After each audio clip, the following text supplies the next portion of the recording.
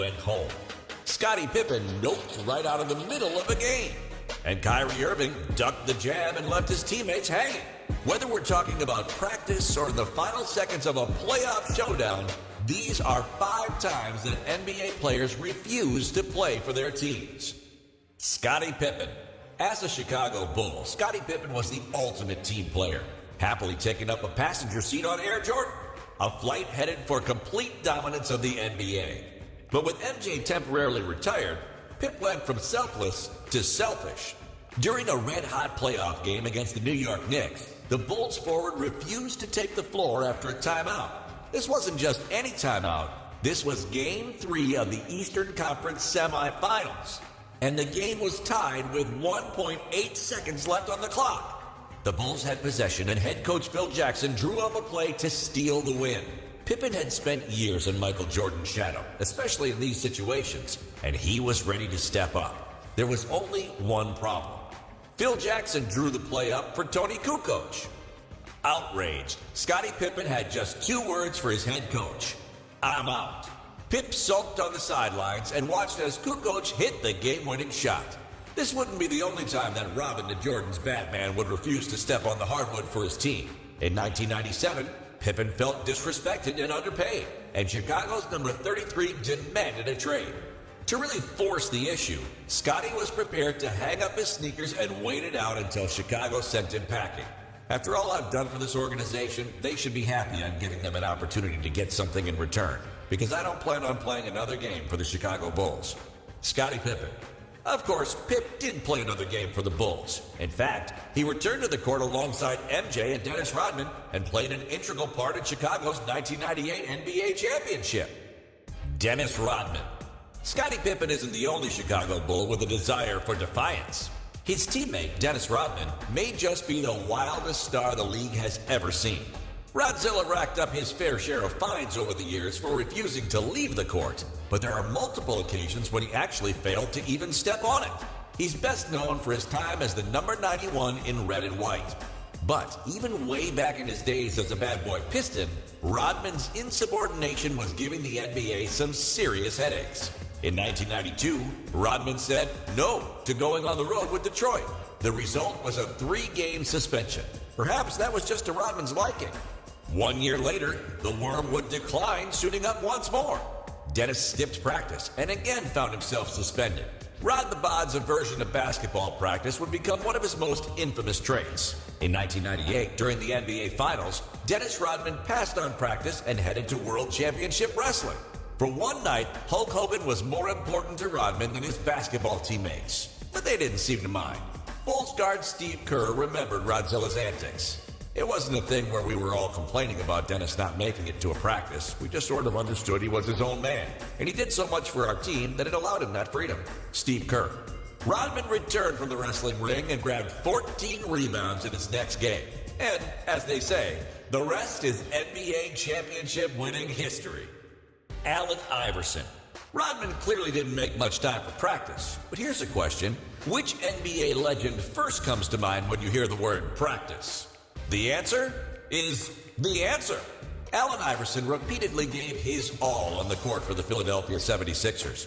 AI was one of the most prolific scorers in the history of the sport, winning an insane 4 scoring titles during his time in the city of brotherly love. But legend has it that when Iverson got wind that Gary Patton's secret to staying healthy was to pass up practice, the answer followed suit.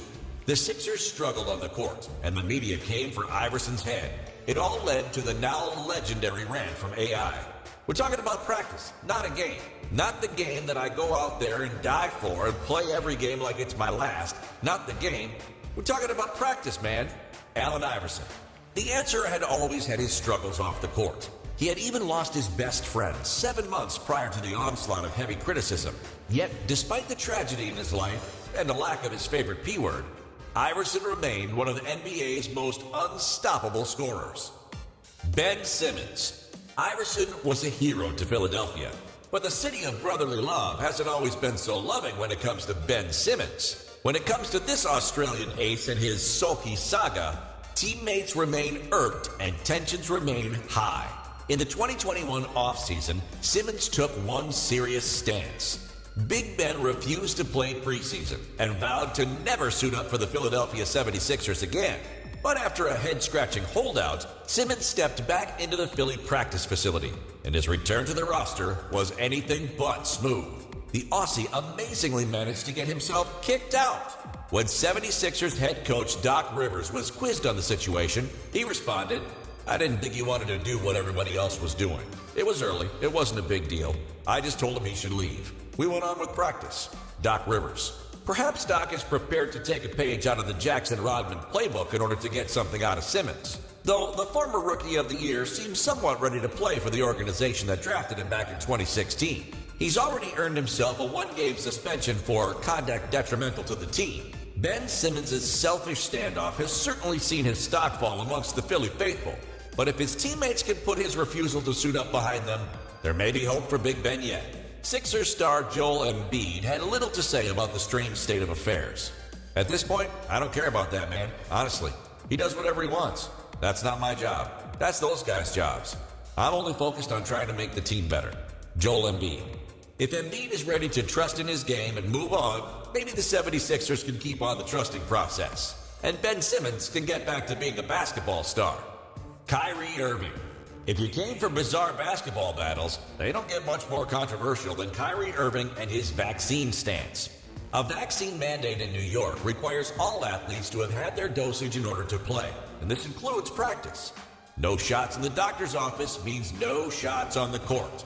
Now, Kyrie claims to be anti-mandate and not anti-vaccine. Things are undoubtedly unusual in Brooklyn. And when asked, Nets coach Steve Nash had this to say about the strange situation. "Obviously, the pandemic has been new to everyone, but now we're in a position where the pandemic is creating all these different new scenarios as well." Steve Nash. For the time being, Kyrie will not play for his NBA team. Although there may be some hope, as this is the man that once stated the earth was flat, only later to apologize. At the time, I was like huge into conspiracies, and everybody's been there. Kyrie Irving. Looks like that time is still now. But if Uncle Drew now believes the earth to be round, he may just end up getting his shot.